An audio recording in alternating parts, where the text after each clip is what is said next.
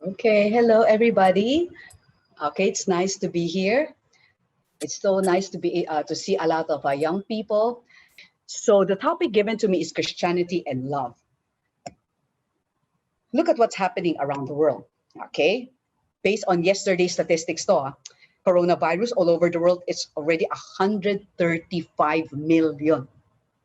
2.91 million deaths. That's close to 3 million. Nakakatakot na. In the Philippines, medyo nag-double tayo, 841,000. And the deaths, 14,520. Yeah, we have the vaccines now, but syempre some people are concerned about the side effects. But generally, what most doctors would say, it's best to have a vaccine. Okay, so kami, okay, we're also prepared to be vaccinated soon. So, but our topic is very important because in this time of pandemic, there are a lot of people who are very depressed, who are sad, okay, who needs our help, even the unlovable ones. Look at these two guys, very, very young. Daniel Furness is 34, the one that may be kind, and Matthew McKell, only 17. They tragically took their own lives while struggling to adapt in the lockdown. Hindi nila kaya. It's so difficult. And sa totoo lang, if you ask me, it's really very difficult. Like for me, I'm an extrovert. I like going out. I like being with friends. Iba yung Zoom eh. Iba yung over the phone. I don't like talking with people on the phone. I mean, before the pandemic, and now I have no choice. Usually, when people want to talk to me, I said, okay, let's just meet up. That's easier. And I don't like chatting. Mabagal eh. I talk very fast. Ang mas mabagal mag-type, di ba? So, ang problema now, we can't. When people ask me for counseling, it's always teleconsult. I don't want to meet with them. Kasi sabi ko, I visit my parents. I visit my parents once a month. So I don't want to get infected and I don't want my parents infected. So no choice. But sila, nahirapan sila. But for us, I know it's hard, but we have God. That makes it more bearable. And look at this girl. She posted in TikTok that my mom made my favorite pasta recipe and she made it for dinner tonight. Okay, look at her face. Very, very sad. Tapos yung next TikTok niya, masaya na siya. And she said, this comment section is my new therapy. Thank you. Yung pala, when she posted the first one in TikTok, for the people in their community, they know that that is a subtle message. I'm depressed and I'm suicidal. I want to kill myself. So the people who knew commented like, oh, don't do that. You still haven't seen your unborn son or daughter, blah, blah, blah, blah, blah. So a lot of people encouraged her. And because of that, she did not take her life. Okay. So I hope that my talk today would help each of us be able to save lives, be able to encourage people in this time of pandemic. So my first point, I have 5 points, but very, very quick. Showing love to others by listening. So of course, how can we do that now? You text, you call, you video chat. Okay. This is my barkada in high school. So up to now, we meet up. Usually before the pandemic, we meet, let's say, once in 3 months, just for dinner. But one of us is already in Singapore, so she can't join. Ito, complete kami. Okay, she visited from Singapore, so we went out. But now, because of the Zoom, we can meet. But very sad. The one with the eyeglasses, the one standing up, she just died, very young. She passed away, I think, Monday. And of course, we're very sad. She's very young. She's only 49. She died of cancer. So, my friends, we do not know how long our lives may be, our friends' lives may be, or our relatives. I hope that we could be able to show our love to others. And this now, of course, this is now more of the friends, but it can also be applied to your family members, to your relatives, okay, and to your colleagues and to the people around. It's not only friends. So we listen. So here are some tips. Okay, sorry. What's he in? Okay. The Bible says, an anxious heart weighs a man down, but a kind word cheers him up. Proverbs 12:25. So a kind word would cheer someone up. So I hope that we would be those people who would cheer them up, especially right now that anxiety, depression is high. We would be able to share kind words. So whenever you meet up with someone, if it's not let's say, hindi naman siya cellphone lang, pwede kang mag-FaceTime, Viber, okay, or Messenger, or even Zoom. Please open your video so that you can see the person you're talking to. Of course, I understand that some people would say they can't kasi nga, one, medyo mahina internet and everything. But if you can, when you're talking to your friends, I hope you can open your video so that you can see them and they can see you. Because it's very, let's say, even if it's face-to-face, or I mean, yung in the future after pandemic, when you are listening to someone, you give your full attention. Right now in our house, people also need us to listen. So let's say, let's say you're doing your assignment, or you're studying, or you're doing some chores, or you're just watching a Netflix, and then your brother or sister comes, then you just give your full attention, look at them in the eye. That's so that you could see their, not only their words, but you could also see their face and their non-verbal expression. Kasi if you only listen to the words, it can be deceptive. Sample, you ask that person, how are you? And then let's say, yeah, it's only on the phone. Okay. Pero, nag-gets mo, parang, sometimes okay ba? Pero yung pala, if you see their face, okay, malungkot pala siya. Sometimes you can hear it, but it's hard eh. You're not sure. But if you can see their face, then you would know, kasi sabi, okay. Pero nakita mo sa mukha niya, malungkot siya, umiyak siya, then you know that person is not okay. Put yourself in their shoes. That's empathy. It's very important that we empathize with the people that we are listening to. The Bible says, rejoice with those who rejoice. So if they're happy, let's be happy for them. But let's say you're undergoing a trial, okay? And then, so it's hard to rejoice, eh? But how can we do that? Then we ask God to give us a big heart, to learn, Lord, to put our feelings aside first and validate that person's feelings. Okay, be happy for that person. Kasi kunyari, gumaling yung somebody in their family, gumaling. Then we also congratulate. We said, okay, thank God. But what if your family member died? Siyempre malungkot ka, di ba? And I hope that person will also empathize. But I will also be happy for that person. Then you also, or sample, you got invited to a wedding, but siyempre that means somebody's getting married, masaya siya. But you still don't have a special someone. You haven't met God's best. But if we truly can rejoice with those who rejoice, then God will also. And syempre, then you'll also be happy for that person. That person would feel like sharing rin. Pero kung nakita nyo, nakasimangot ka na, malungkot ka na, syempre that person won't like to see. Syempre that person also doesn't want naman na malungkot ka, di ba? And what about the next phrase? Mourn for those who mourn. That's not also easy. Right now, more and more people we know have COVID. Some have been hospitalized, some have recovered, but some have died. Siyempre malungkot. So what do you say to them? Please, never say the words, don't cry. Kasi nga, it's uncomfortable. Let's say even over Zoom. Right now, even as pastors, we don't go to the wake. We do it over Zoom. Kasi nga, very dangerous ngayon eh. We don't attend functions. Lahat wala. We don't do visitation. So actually, right now we do a lot of things we do. Syempre, it's at home. It's not only to protect myself, but actually it's to protect other people. Tignan mo, what if I keep on visiting? Eh, hindi ko alam pala, carrier na ako. I'm just asymptomatic. Pwede ganun, di ba? So I might endanger people. So that's why we don't visit. Like even though we want to, like my friend, the one who died, she was in Metro for 2 months. Ang tagal. I wanted to go, but I can't. Kasi one, because I'm taking care of my parents. But I'm also afraid that I might bring the virus to her. At mamaya mas maaga pa siya mamatay. But when someone is crying, do not say don't cry. You just say it's okay to cry. And maski over Zoom, parang sabihin mo, it's okay. I wish I can hug you now, but I can't. You just cry. Then syempre, if you want, you can cry with them. If syempre, minsan kilala mo rin yung namatay, di ba? And then you also allow that person to talk and share happy memories of the deceased. So kasi may mga tao, it's therapeutic for them to talk. If you notice, normal way ka, let's say we go to sanctuary, and then we ask the question, oh, what happened to uncle or auntie? It depends. Some people, they would talk, well, nagkasakit siya, this is what happened. Nung day one, ganito, ganito. So they keep on talking.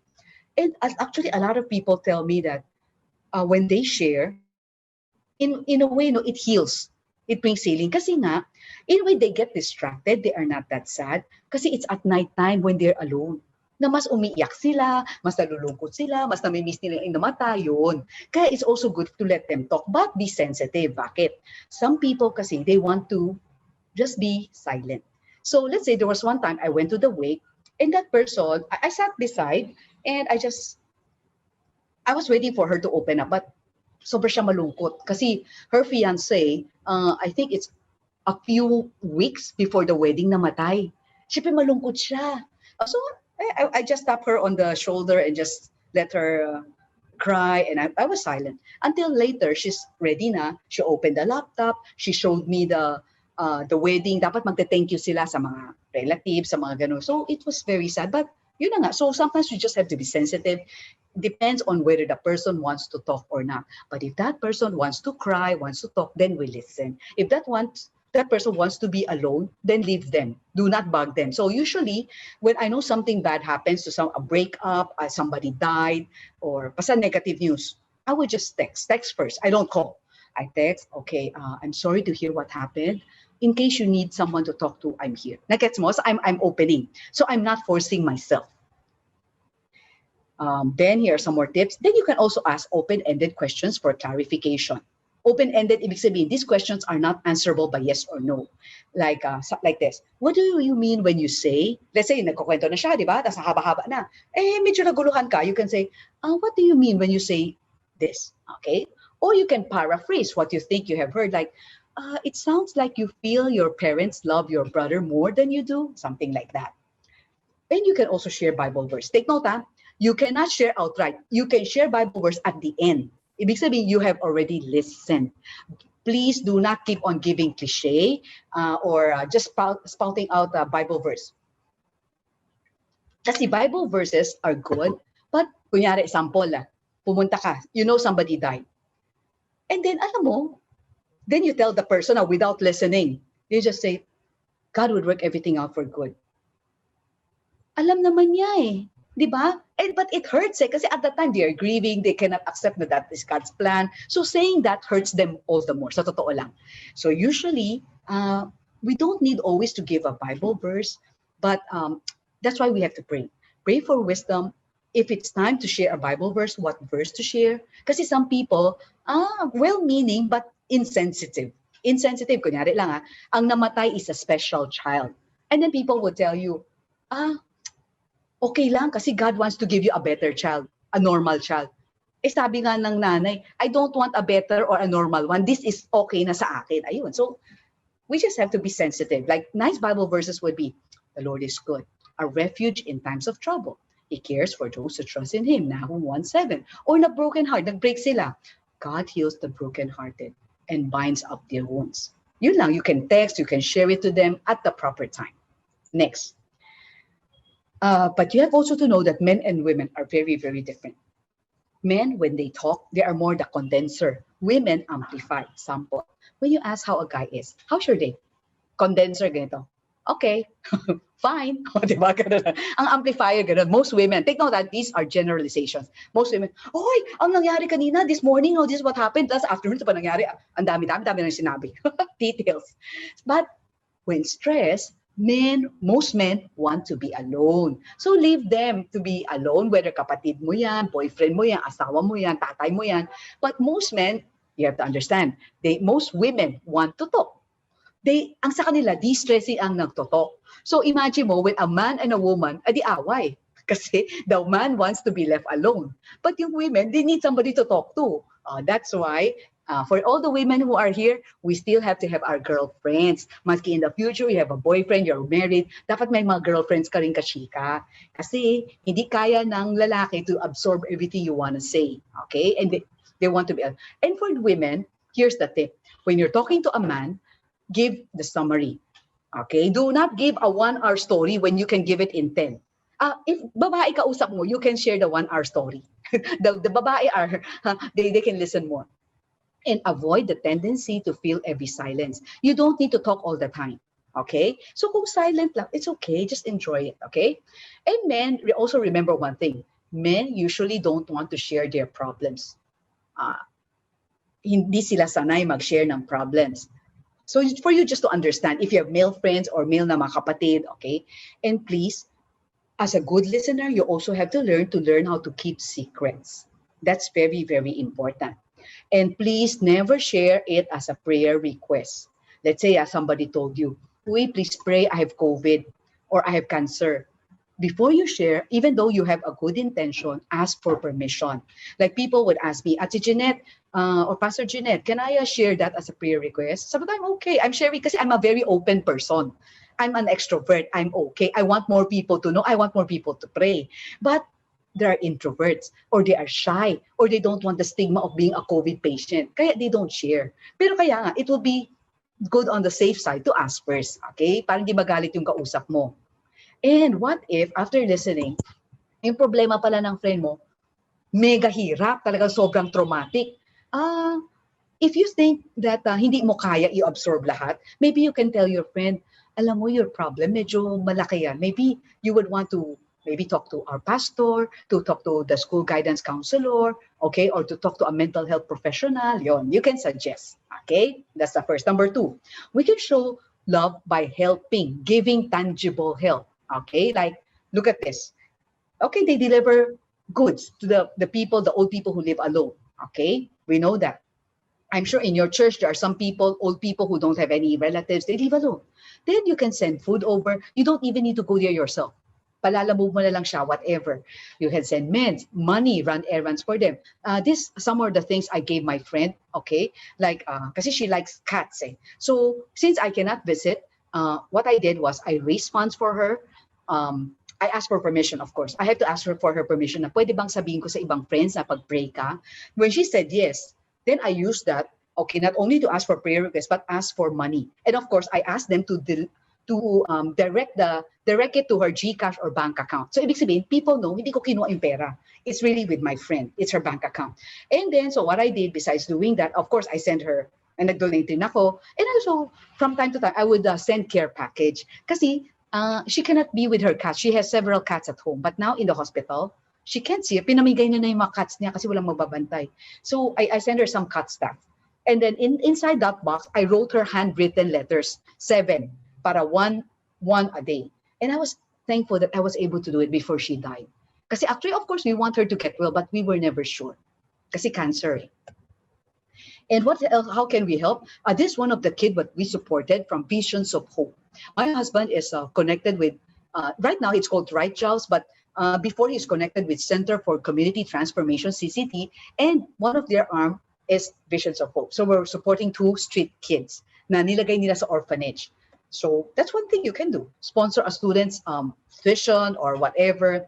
And then another is maybe you can join this movement. You can take a snapshot of this and send your pre-love items. This is declutter for a cause. Whatever you don't need, take note of, please, when we're going to send things like what I'm wearing, actually this is a pre-love blouse. Somebody gave it to me, and nagamit na niya. But she said, Jeanette, if you don't mind, I'm giving it to you. Nakita ko naman, okay naman. So when we're going to give something, dapat hindi walang butas, maganda pa, tapos yung magagamit pa, hindi sira. Okay, so your kitchenware, toys, then you can donate it to this.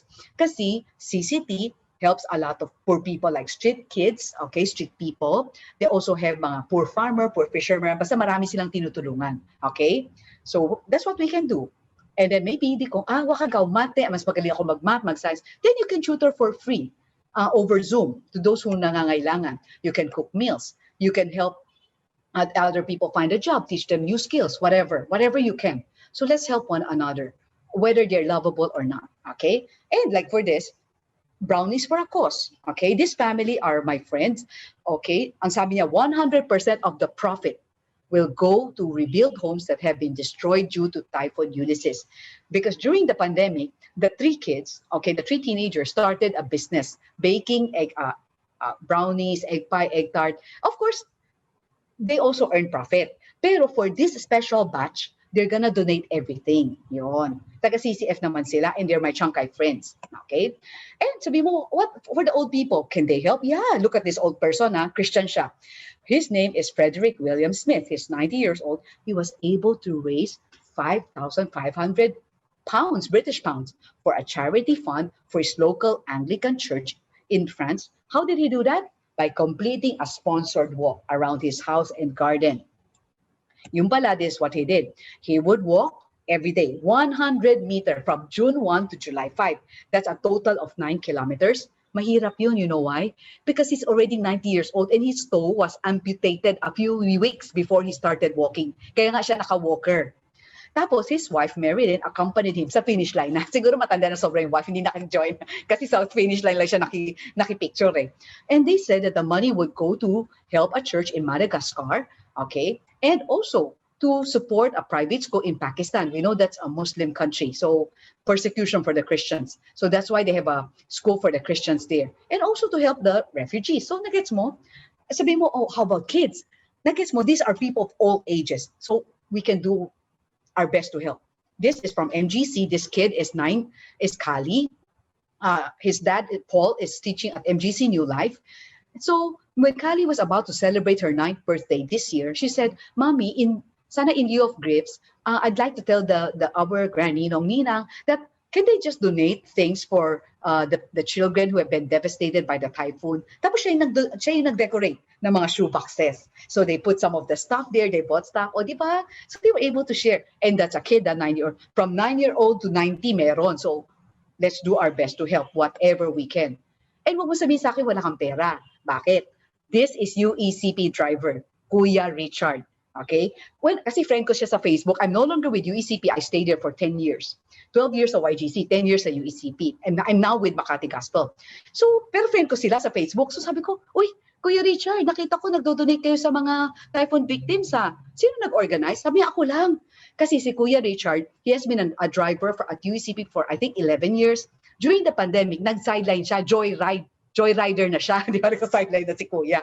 Tapos, what he did was, he asked people to donate and then sila yung nag-pack and yung mga joyriders ang nag-deliver for free to people who have been devastated by the typhoon. They went to Taal volcano eruption. So marami. And this is his family. So you can't tell me that we are not rich. Kasi I'm sure all of us would be richer than he. Kasi driver lang siya. We know how much a driver earns, right? So, but he was willing to share. So ang point ko is, as long as you have the heart, in little things, we can share. Okay, that's number 2. Number 3, let us show love to others by confronting. Ito, medyo, especially mga unlovable, yung may nakakabangga na natin. There's no perfect relationship. Remember, all of us are created differently by God with different personality. And that's why sometimes might clash. And I'm telling you, in this pandemic, we have to be extra careful. Because dumadami ang domestic violence. Okay, nagets mo, some of the people that you might feel unlovable are your family members na nakaka-stress. Kasi dati, okay lang I only see my family members at night lang or morning, before you go to school, before you go to work. Now we're together 24/7. Ako, nakaka-stress ang level. So maraming domestic violence.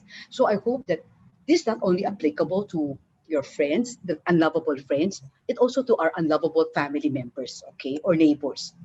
So please, if there's a problem, do not engage in silent treatment.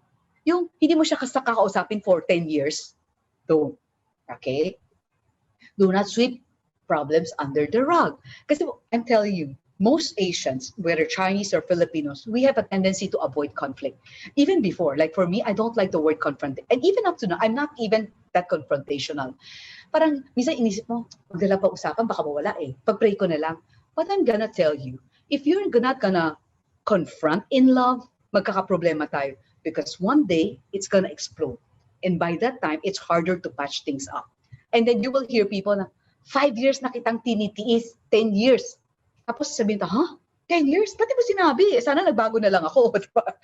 So, and please, when you're angry, don't walk out. Kasi when you walk out, that's disrespectful. War yan. Then you can agree to take a time out. Let's say for me and my husband, we have an agreement that when we have a disagreement, when we fight, better not to say anything. Kasi when we're angry, we tend to lash out. We tend to say things to hurt someone. Kasi galit ka Gusto mo gumanti, di ba? So we say that it's best we don't talk. Let's talk when we're cool, when we're calm. Okay? So you can, pero wag kang ganun. Huwag mo sabihin, okay, let's not talk for 10 years. Hindi pwedeng ganun. Ang tagal naman yan. So both of you have to agree that, okay, let's take time to cool out. Kunyari sabi ng isa, I need 3 days to cool down. 3 days, ang tagal So mag-compromise kayo. Sabi mo, 3 days, medyo mahirap. Can we do it, let's say, maybe after 10 hours? Yung mga ganon. Basta, you have to agree. Basta ang point, you need to talk about it. Kasi kung hindi, it's gonna occur again and again. Kasi papatong yan Tiis-tiis. One day, magsasabog yan. And please never engage in aggressive behavior, especially we are Christians. Please, do not shout, do not curse. Lalo na let's hope, okay? Don't punch somebody, don't slap somebody. These have consequences. If you're in school, you can be kicked out. You can be sued, okay, if you're working.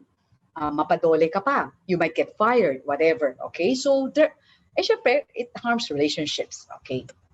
Baka mabalater ka pa ng di oras. And another thing is, don't just bail out or burn bridges. Sayang eh. Like, unfriend ko na lang ikaw.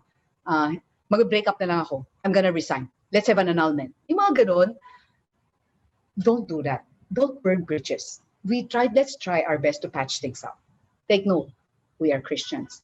And God has shown his love to us, okay, by dying on the cross for our sins. Take note, we are unlovable. We are enemies in God's sight. And yet, he loved us what? Unconditionally. And he offered forgiveness if we will believe. So the same way, we have to learn to give unconditional love even to the unlovable. Okay? Then you can also negotiate or think of win-win solution. So you don't need to fight. We try to patch things up. But take note, patching things up doesn't mean that you let people just get away with things, okay? You enable them, no. But think of win-win solutions. Later, don't worry, you guys have, you can ask me questions later. We can compromise, we can meet each other halfway. It's not about being right or winning the argument, but it's saving the relationship. So sometimes, even though, let's say, I feel I'm right, I just keep my mouth shut. Parang wala nang away. Kasi I love that person more eh. And I want to save the relationship more than I want to be right. Okay? So what if you're wrong? Then, or if somebody's right, think about that. And then talking things over para we can iron out the differences. So I'm gonna give you a tip. Sabi sa Bible, Ephesians 4:15, speak the truth in love. How do we do that? You pray. Number one, you have to pray. Am I the right person to confront that person? Sometimes kasi, sometimes you might not be the right person. Let's say, example, do you think confronting your parents would work? Think about that, okay? Do you think that if you confront your boss, you'll be the right person? Okay, or if you confront somebody in church that you don't know that well, okay, but somebody said, kausapin mo nga yan, kasi ganito-ganito siya eh. So you have to think, am I the right person? So like there was one time, something happened, ganon. Somebody was offended by another person in church. Sabi niya, kausapin mo yan. But I evaluate, am I the right person? I said, no, I'm not eh. Even though I'm the pastor, nagets mo, but I'm not, I haven't earned the right. Hindi ko siya close eh. So, but what I did was I gradually tried to reach out to that person, try to be a friend, para pasimple. If I'm gonna teach that person, pasimple lang, okay? But sometimes we are that person to confront, okay? So, if you're the right person, here are some tips. Look for the right timing. Please do not confront when somebody is tired, when that person is angry. Do not confront that person on a special occasion, birthday niya. Nagets mo, choose your timing wisely. Do it in private. Dapat one-on-one lang, kayong dalawa. Do not confront somebody in front of so many people. Do not embarrass that person. And use the sandwich style. Positive, negative, positive. Di ba sandwich, 2 pieces of bread and 1 palaman? So learn to use positive, like sample. Let's say when we had a fight with my husband, I would always use positive, negative, positive. Like, okay, Hans, I really appreciate you because you are a very kind, okay, patient husband. Just put down as a negative. And take note, use and, don't use but. Kasi pag sinabi mo but, edi na-erase lahat ng magandang sinabi mo sa harapan. And I would appreciate it if next time we're going out on a date, you please come on time. Okay? Because when you were late, muntik na wala ang reservation natin or whatever. So nagets mo, kunyari yun ang scenario. Tapos ang ending ko, positive. Okay, but no matter what happens, okay, I thank God for giving you to me as my husband or my boyfriend, something like that. So positive, negative, positive. Okay? Tapos, take note, use I statement. Like example, you can say something like this. I felt bad when you shouted at me in front of so many people. Hindi yung ganito. Ikaw eh. Ang you statement, ikaw eh, bastos-bastos mo eh. You don't even know. You're so stupid. I'm telling you, if you confront like that, away ang labas niyan. Kasi you are already, kumaga, galit na yung, syempre galit ka, di ba? And then you're naming names, okay, you're medyo very harsh yung words mo. Ganito yung tao. And then, what would that person say? Bakit? Ikaw, perfect ka ba, ha? Adi, away na yan. So you want to solve things that way. That's why, like the way I'm talking to you, it should be mellow. Yung voice mo mellow, hindi yung galit ka. That's why you should be calm when you're talking to that person. Kalma ka na, hindi ka nagalit.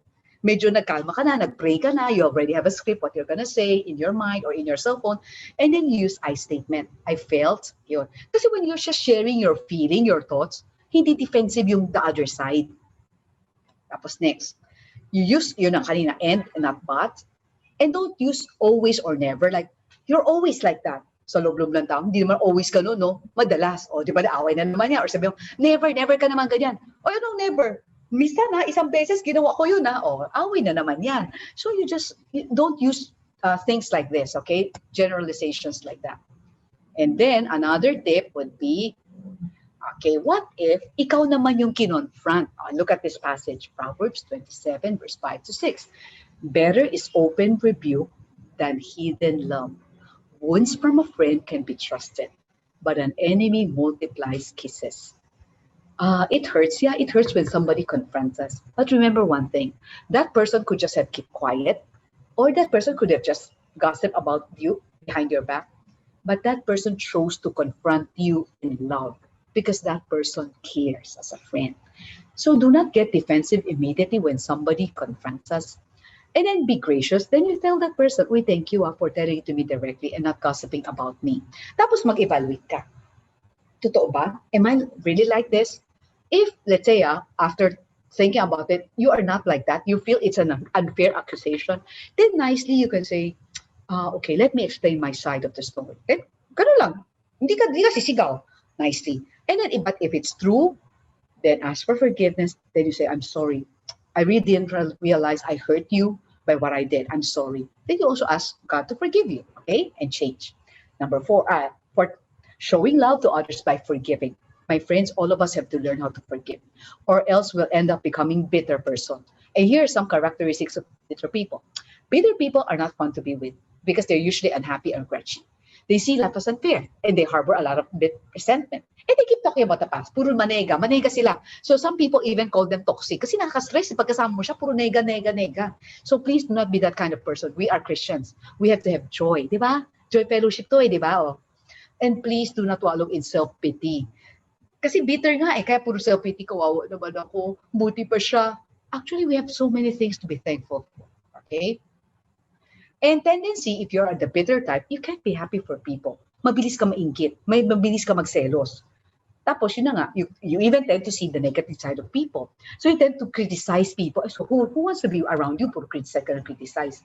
And bitter people tend to what? Blame others, they argue, and they don't trust other people. And because of that, they have lesser friends and they have distant family ties. They're not close with their family. So my friends, my challenge is we have to become better, not bitter people. Have a victor mentality, not a victim. Remember, yeah, you might have been bullied in the past, inapti ka, somebody swindled you, whatever. But please, do not live in the past. It's in the past, tapos na yan. You cannot change the past, but you can change the present and the future. And if you cannot forgive, you are allowing that person to keep hurting you. And that is, for me, foolish. Imagine mo, I would hear people, no, let's say at that time, we're about to have our 25th alumni homecoming at Shanghai.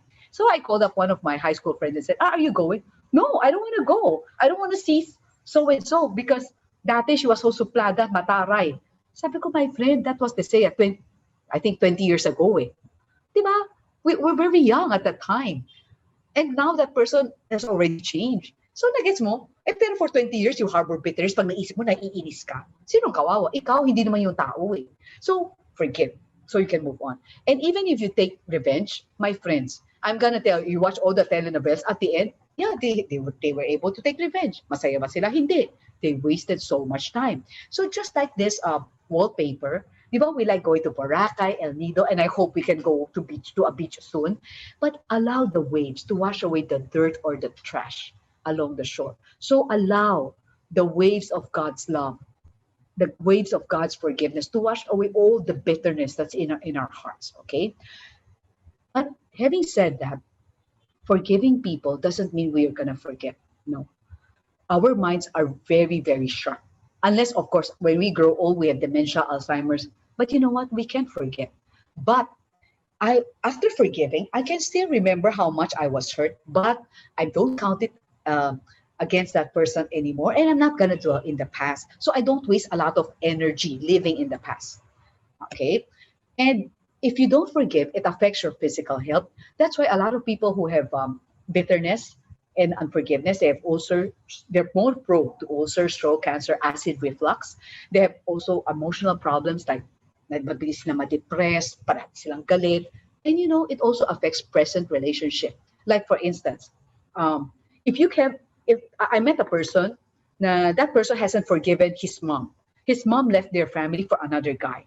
So it affected his present. Why? Naging seloso siya eh. Sobrang seloso. So, sino magtitiis kung seloso yung magiging boyfriend mo? So, mahirap. That's why he still doesn't have a girlfriend. So how do we forgive? We ask for God's help. Lord, please help me. And then, we also try to focus on that person's positive qualities. Mahirap. When you're angry at one person, ang hirap-hirap mag-isip. But you focus on only one. One lang. Para hindi ka naiinis parate. And then we need to forgive that person even if what?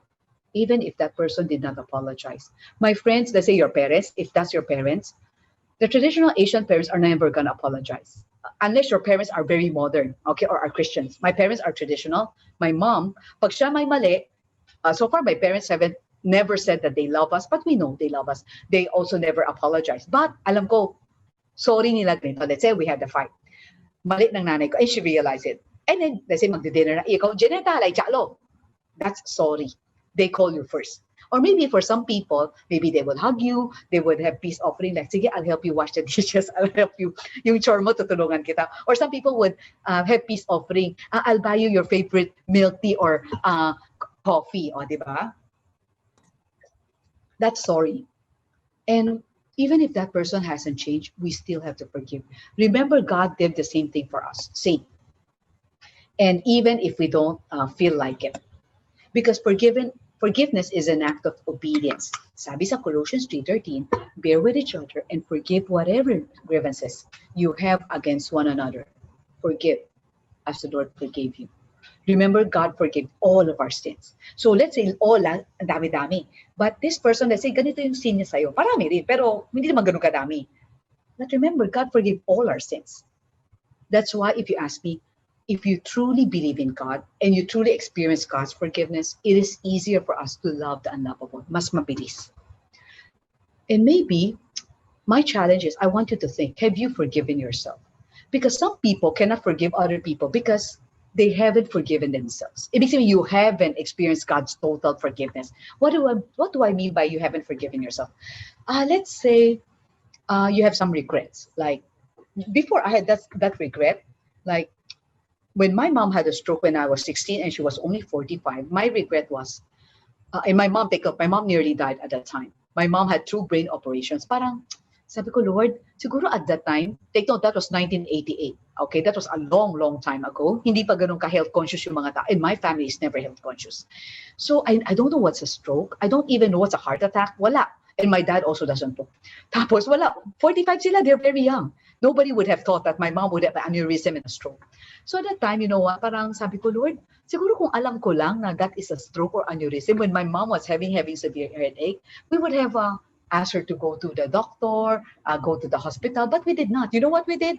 Typical Chinese. Let my mom drink Biogesic, Sibintan, yung ganon, the Chinese medicines. But during that night, when she went to the CR, nangihina na pala katawan niya. So half of her body is already starting to feel numb, kaya naumpog ulo niya. So that's why she had to underwent brain surgery, blah, blah, blah. So yung mga things like this, na-regret na parang you blame yourself, or maybe somebody survived, you survived the tragedy, but the people with you did not, in a car accident. So sometimes we cannot forgive ourselves. Bakit dapat ganito yung ginawa ko eh? Maybe you're the one driving, tapos sila namamatay, ikaw nabuhay, mga ganon. But learn to forgive yourself. Whatever the mistake, whatever the regrets, God has forgiven us. So let's forgive ourselves. But sometimes, maybe there's one more person you need to forgive, and it's God. Some people haven't forgiven God. Parang, Lord, kasalanan mo eh. That's why my mom died of cancer. Lord, kasalanan mo eh. That's why my somebody suddenly died of COVID. You allowed it eh. So galit tayo kay God. Tampo-tampo tayo. So if you cannot forgive God, you cannot forgive yourself. How can you forgive others? So you have to be able to do all of this. Okay, think about that. So, but I thank God when I was younger, I was able. This is my family. That's my parents. I thank God that we were able to celebrate my parents' 50th wedding anniversary last year before the pandemic started. I know the pandemic started already in Wuhan, but we were able to travel to Taiwan last year, January. So my parents, because my two younger brothers, the one with the eyeglasses, with white hair, saka yung the youngest one nasa side, that's my two younger brothers.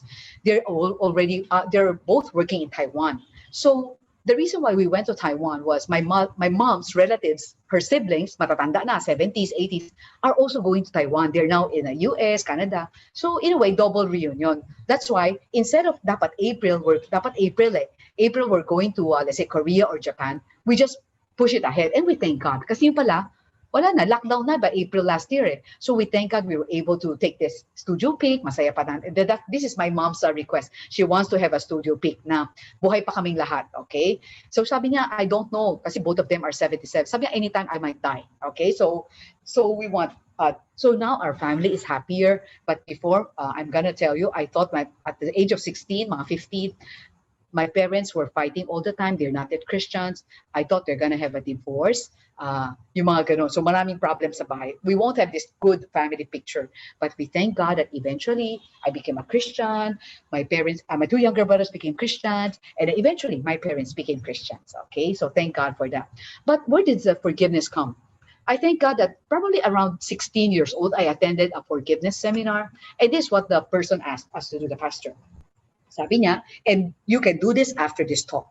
Make a list of all the people who have hurt you and whom you haven't forgiven up to now. So sabi niya, we make 3 columns daw. First column yung pangalan.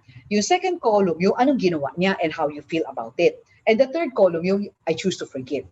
So, nag-flashback ako. I didn't realize that, oh, you know what? Somebody who came up to on that list, I was 16, that's my fourth year high school. So nag-flashback ako, oh, I remembered a grade 3 teacher I haven't forgiven kasi pinahiya ako in classroom. Tapos as I look back, alam mo sino hindi ko na-forgive? Tatay ko. And I flashback, that was a grade 1. Because when I was grade 1, it was my dad's birthday. So I gave my dad a Hello Kitty pencil. Di ba nakakatawa, di ba? Hello Kitty pencil. Because we are not rich. I came from a middle class family. But I wanted to give my dad something. So I said, oh, sige, Hello Kitty pencil. Ano po, sang ila ko. So I gave it to him as his birthday gift and I ran away. Take note that I was grade 1, about 7 years old. Hindi niya alam, I ran back. I overheard him telling my mom, sang chiki ani botong bo. I gave him something that's useless now. Di ba? And I was hurt. Yeah, I'm not the type who would be very aggressive. You know, from that time on, I never gave my dad another gift. Oh, di ba? Ang Tagalog, that's unforgiveness. I only start giving him gifts after I've forgiven him and after I made this exercise. So it helped. So, nagets mo? So parang little things like this, that's only a little thing. And then as I think about it, nakakatawa naman ako, di ba? Botong yan naman talaga. Di ba? Wala namang kwenta when you give a dad. Tapos, pencil, aanin yung pencil. Nakakatawa. Hello Kitty pa, pambabae pa. Hindi lang yun, nakakatawa. You know what my brothers gave my dad during that time? Mopit. Di ba? Yung pang calligraphy na Chinese. Ang mas walang kwenta. Pero nagets mo, as a kid, I was hurt. And probably people have done more hurtful things to you. Whatever those hurtful things might be, forgive. Okay? And what if ikaw naman yung nag-hurt sa ibang tao? I'm gonna teach you how to apologize. This is from Dr. Gary Chapman, yung nagsulat ng The 5 Love Languages. He had the book called The 5 Languages of Apology. Yung pala, some people, di ba nag-sorry ka na? Hindi pa siya natutuwa. Parang, nag-sorry na ako. Kanina mo ko hiya. Tingnan mo to. There are 5 different ways people want to hear apology. Yung isa, some people, okay na. You express your guest, sabi mo, I'm sorry. Masaya na yung tao. Take note, dapat sincere. Yung parang dati kay GMA, di ba kay Gloria Macapagal, I am sorry. Tapos poker face. Siyempre magagalit ka, di ba? Parang, plastic, di ba? But dapat yung sincere, parang, uy, sorry talaga. Yun, dapat yung sincere ka. Tapos, some people don't like only to hear, I'm sorry. Dapat ang gusto niya marinig sa'yo, I was wrong. I'm sorry, I was wrong. Yun, you admit na may mali ka.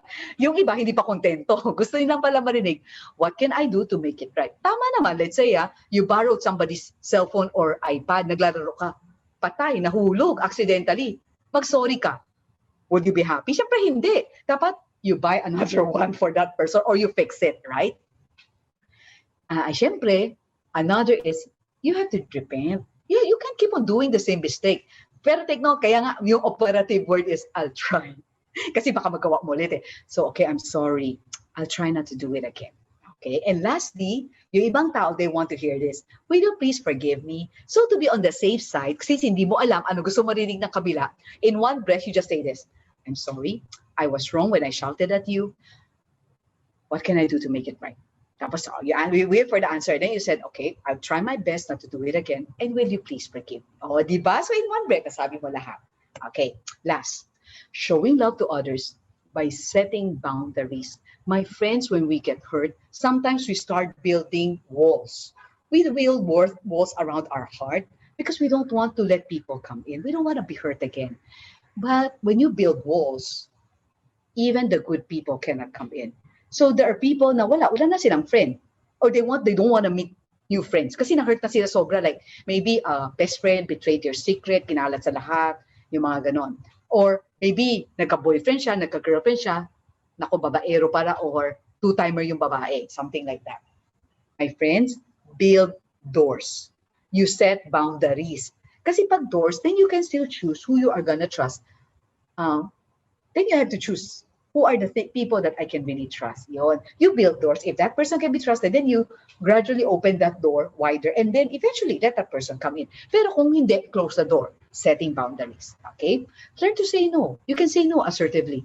That's setting boundaries. Let's say, meron kang tamad na kaibigan or kapatid. Always asking you to do the assignments, always asking you to do office work, pero alam mo, wala siyang ginagawa. That person is just playing computer all day long, nag-chill lang siya. Pero last minute, hindi na natatapos.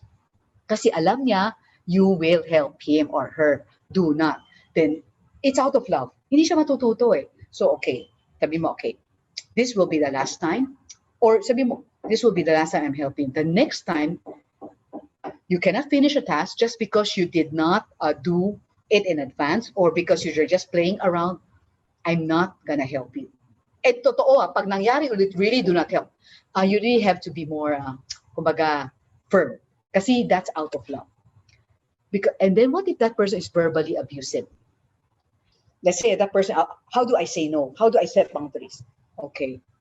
Sandwich lang, positive, negative, positive. Tapos yung gitna, sasabihin ko, I'm sorry, but the next time around, you start cursing me, you start abusing me, I will have to cut the conversation short. Ganon.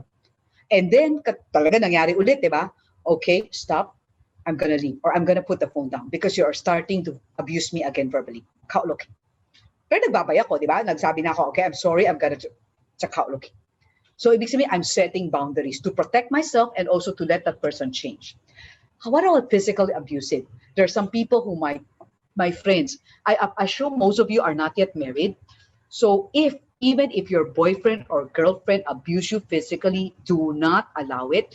But what if it's in a marriage or it's magkapatid? If it's not pandemic, I would opt for the person to temporarily separate. Okay? Kasi I have to protect the person who is being abused. Kung take note, kung meron siyang tatakbuhan. And then, let's say, if it's marriage naman, if it's, let's say, a dad and a mom, I would also take note, offer temporary separation, but the goal is reconciliation. Kasi pag hiniwalay mo sila ng tirahan, syempre, let's say, of course, there are women who are also abusers. So, the abuser siya yung aalis. Syempre, dapat siya yung maghirap, no? Siya yung salbahe. So, and then, sabi niya, babalik na ako. No, do not let them return without condition. Let them go for counseling. Tapos, may anger management issue siya. Tapos, you guys have to also undergo couples counseling. Tapos, kapag okay na talaga siya, let's say after several months, whatever, and then bago mo siya pabalikin. Okay? If not, wag muna. Kasi baka one of you might be killed. Or you might kill that person, you can end up in jail. What if that person is financially abusive? Yung nangungutang, pero alam mo na, that person is just spending it on luxuries, on iPhone, whatever. don't. Just say no. I'm sorry, I cannot lend you that money. Ganon, because you are just wasting it. So we can show love to others by how listening, helping, confronting, forgiving, and setting boundaries. And lastly, some of the things I've talked about, I've also talked about in my YouTube channel. During the pandemic, I started one. I talk about mental health issues and relationships. So you can check that out. Everything has an Amoy version. So I hope whatever you're feeling, sometimes maybe you want me to talk about a certain topic, you can also tell me. Okay, so now I'm going to stop sharing para may Q&A.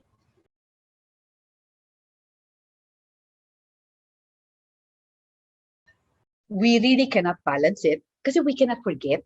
We really cannot forget. It's there.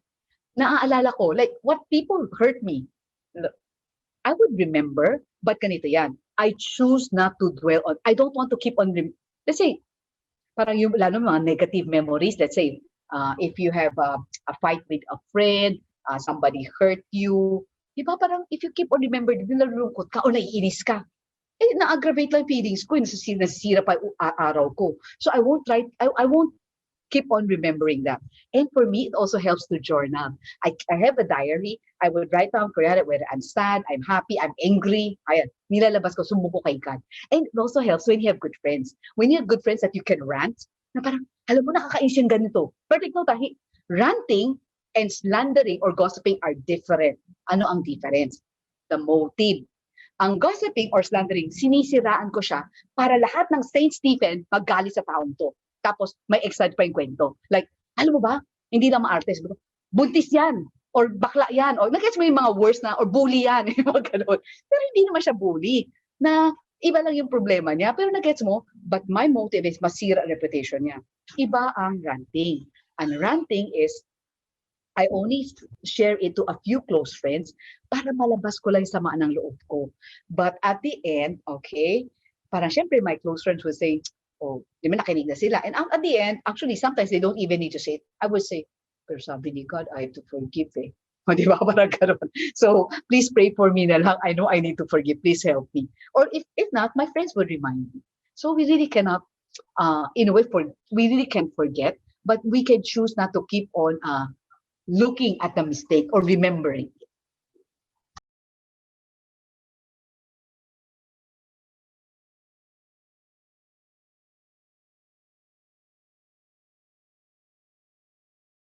Oh, okay. Dati yun, di ba? Maliit pa kayo eh.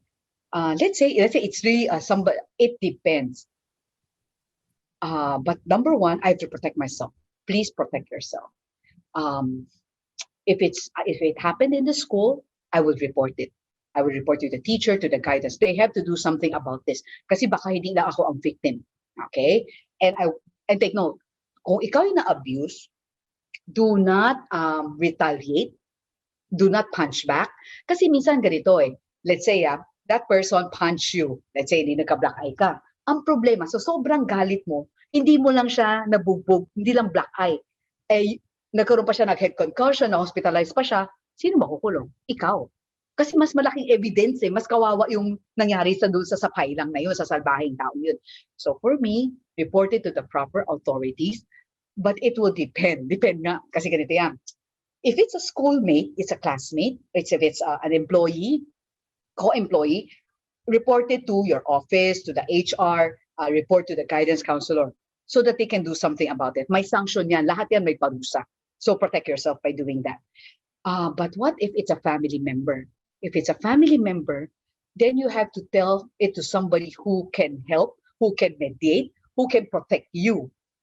So medyo, kasi I don't know the details, no, medyo mahirap magsabi ng answer. But generally, you have to get protection. Tapos, if I can, of course, besides forgiving that person, I'll try my best to reach out to this person and make that person my friend. What I'm saying is not easy, but actually a lot of bullies, we are afraid of them or we're angry at them. But actually, if you ask me, dapat tayo maawa. Because a lot of bullies, based on studies, were bullied by their parents, were bullied by people. Kaya for them, hindi na ako magpapabully, ako na lang mauuna. Kaya wala silang friend. Who would want to have a friend as a bully? Di ba wala?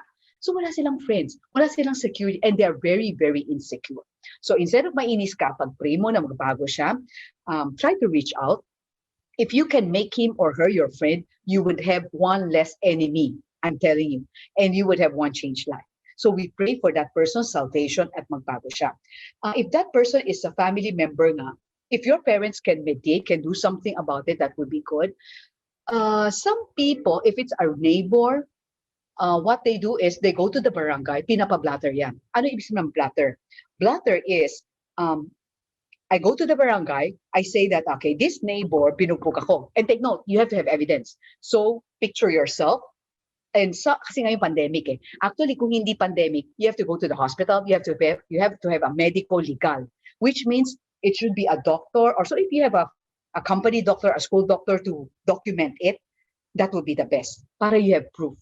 So do not punch that person. Just take proof na binubuli ka. Even it's saying cyberbullying, you have to have all the evidence. Kasi kundi it's your words against them, di ba? Them. So dapat may proof ka. Tapos kunyari, may proof na ako, di ba? Then I go to the barangay. Papakita ko sa yung picture. Barangay captain, ito po yung mga picture na this person did this to me. Okay, ganun. And then blatter, ibig sabihin, if something happens to me in the future, the barangay, the first suspect, let's say, I was killed. Okay, hopefully I won't happen to.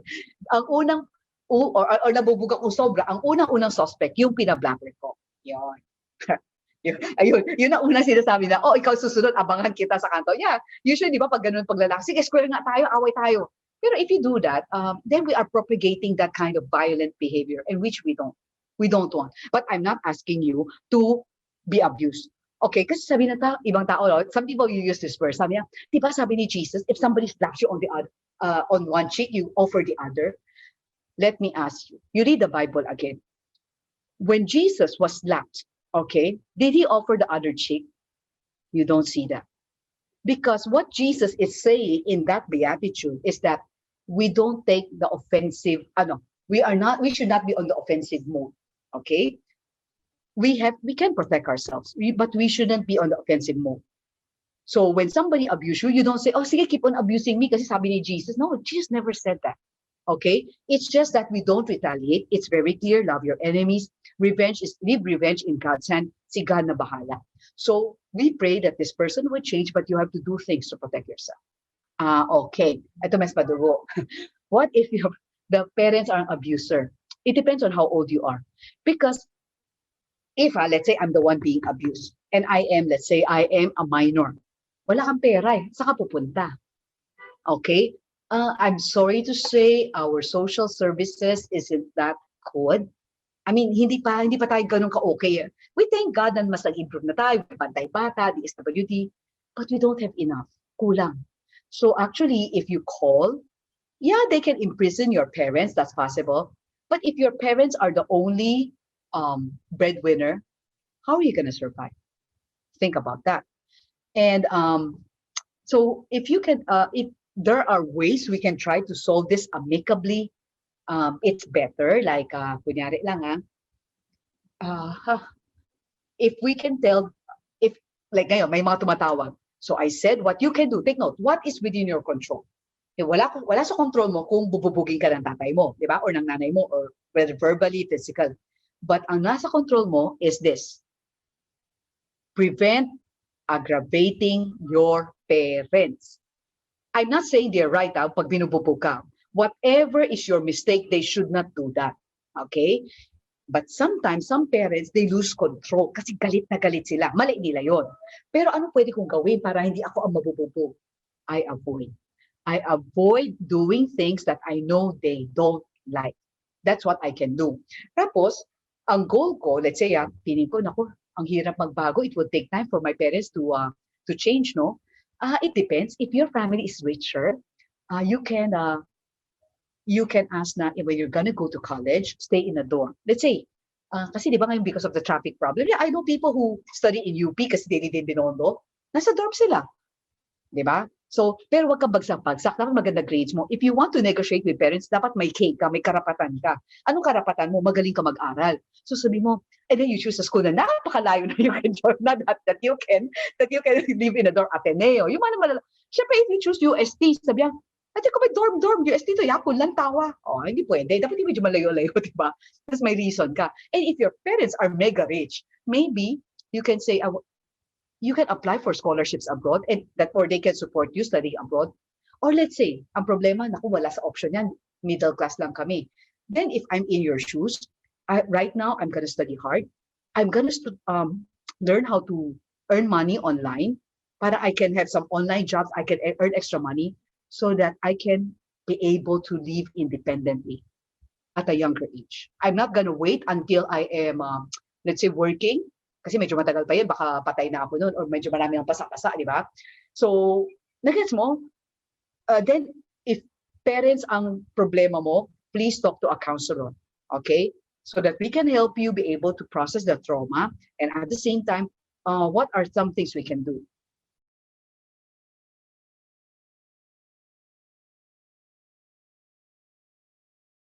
One, forgiveness, regardless. Same process kanina.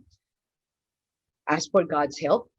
Focus on that person. Maski manipulative siya, kahit pa paano may isang magandang quality siya. Isa. Mag-isip ka ng isa. Pero pag galit ka, wala ka maisip. Kaya dapat you have to calm yourself down, okay? Maski isa lang. Tapos manipulative siya, di ba?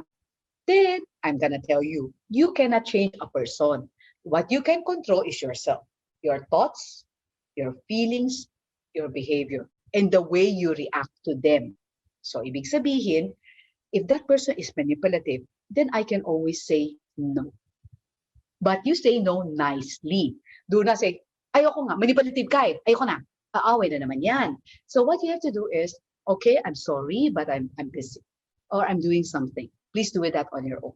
Something like that. Basta you have to learn to say no. If that person is just being manipulative. But, and also, siguro, totoo, may mga manipulative people. But sometimes, we are also very judgmental.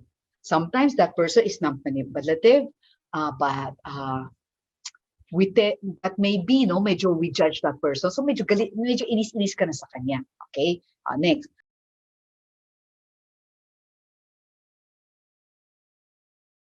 I'm sorry to say, in the Philippines, seniority counts.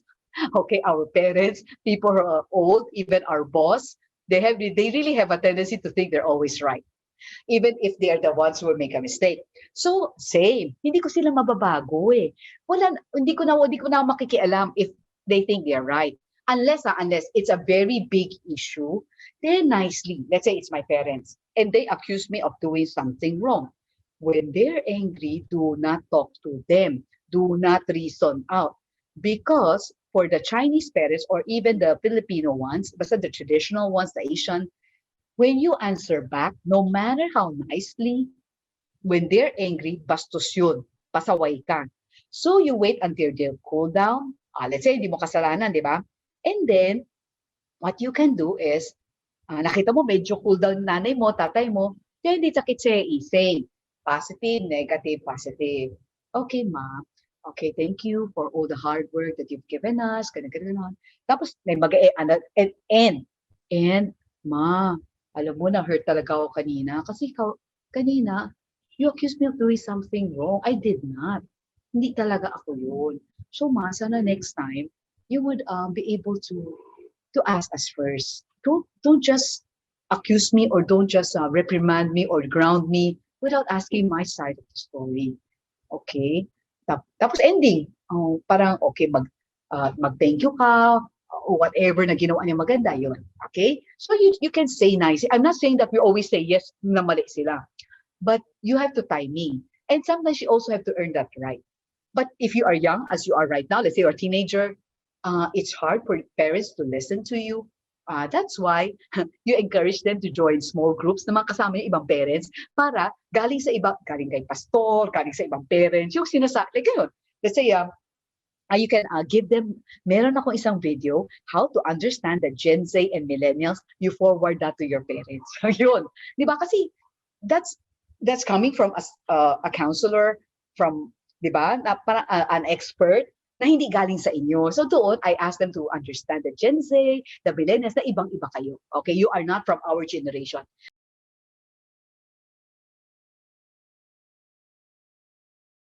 Aha, yun nga eh. Actually, if you ask me, right now at your age, you cannot confront. Sorry to say, you really cannot. Mahirap. Kasi mamaya, pag pinalayas ka, saan ka ipupulutin? Di abo, na. Di ba? Di abo, na. Tapos, sasabihin ng mama mo, di ka, tiya, ha? Masampal ka pa. Patay ka. Masampal, mapalayas. Hindi ka pa malaki. But right now, at my age, I'm already going for 50 this year. So, probably when I started maging 30 plus, in a way, when my parents got older, in a way, parang naging bata sila. Okay, parang gano'n yan. Parang nagiging bata sila, baliktad na yung mundo. Like, when we're going to work, kakine, malilate tayo, bilisan mo. Baliktad na, dati naman, baliktad. Hoy, bilisan mo, malilate tayo sa school. Ako pinapagalitan. Ngayon sabi ko, bilisan niyo, malilate ako sa work. Kasi sila mag-work, ako rin mag-work. Pero kasi I've also, in a way, I've earned the right. One, I'm much, much older. Two, I've been taking care of my mom for so long. Pero yung nagets mo, when I confront, yung pasimple lang. Syempre, kasi ngayon, take note, we earned the right kasi medyo close na kami. Dati more than any kayo nanay ko. So I really cannot confront. I was slapped before. Oh my God, masam ka.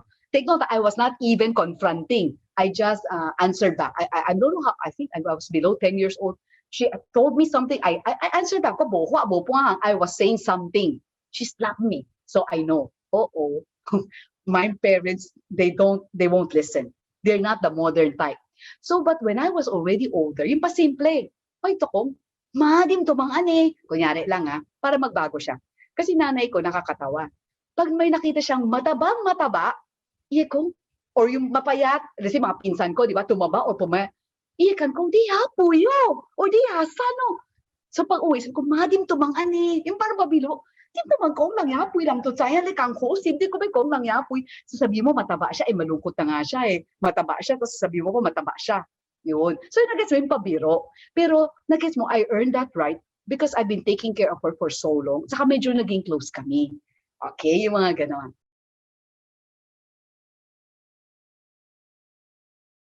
It depends. Sample ng boundaries. Like, you have a friend na medyo feeling mo abusado.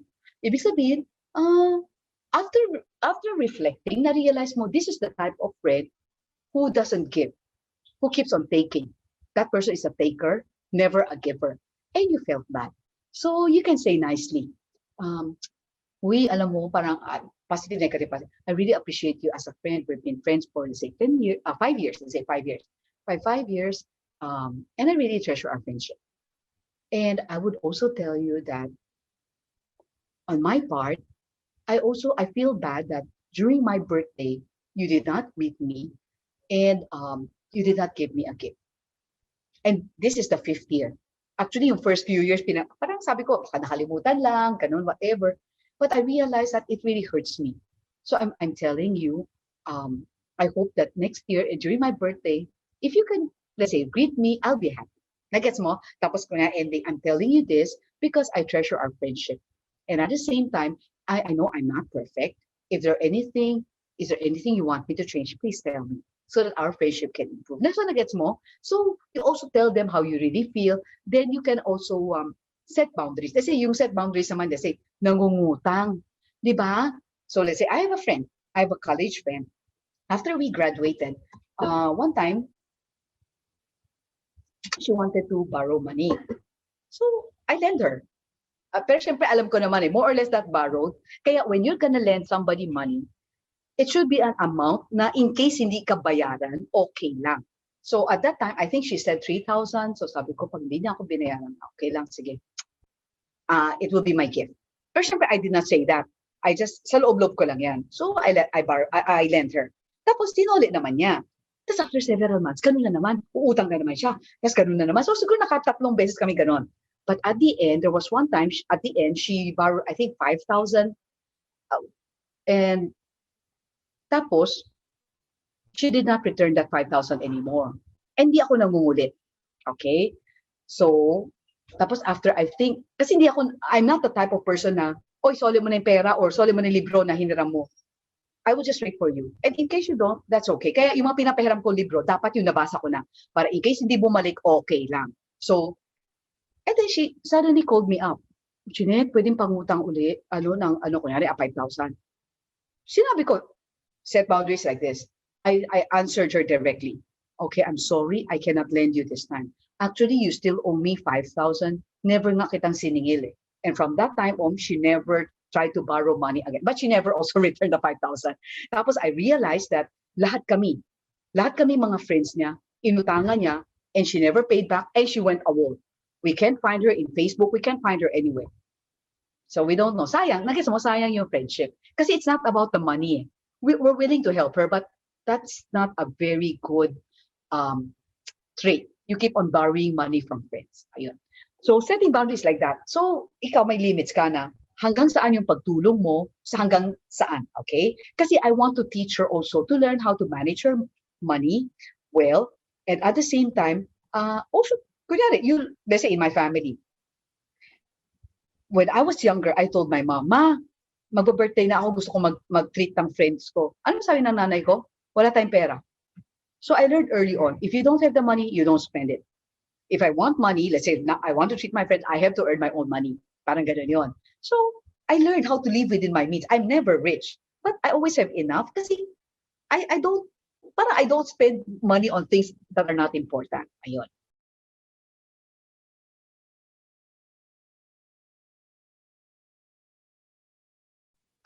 There are some people, let's say, it's your choice. Kasi friendship to, take note, this is not kapatid. Relative or kapatid, wala tayong choice. We can't change them. I mean, we have to keep on accepting. Sabi nga nila, we can choose our relatives, but we can choose our friends. So let's say if this person is really doesn't change, tapos na-confront mo na several times, parati na nag-away, then if you ask me, it's okay to set a distance. Take note, I'm not saying to cut off the friendship, but it's my choice that this is a friend that I don't want to be my close friend anymore. Hindi yan kasalanan. Take note, I have forgiven that person. But it's my choice. Siyempre, nagets mo, life is short. Why would I waste so much time on toxic people? Ang dami-dami naman pwede maging close friends. And I don't have enough energy to be close with everyone. Remember the example of Jesus. Jesus had 70 other followers. Okay? That's included in the Bible. But out of that, tapos meron pa siyang 12 apostles na mas close niya, which means mas maraming time. And out of the 12 apostles, he has an inner circle the inner three, Peter, James, and John. And out of Peter, James, and sino best friend niya? It's John, the beloved. So nagets mo, so life is like that. I cannot invest too much time on so many people. So if that person is not, hindi talaga kami jive, then, kunyari, dati close friend kami. Ang problema talaga, hindi maayos yung mga problem, then he or she can just be my friend. Take note, I'm not gonna make that person my enemy, but only my friend. Or parang lalabas, parang acquaintance level, yung hanggang hi, hello na lang, or hanggang yung once a year we meet up or reunion, but I'm not gonna want to be good friends with her or him.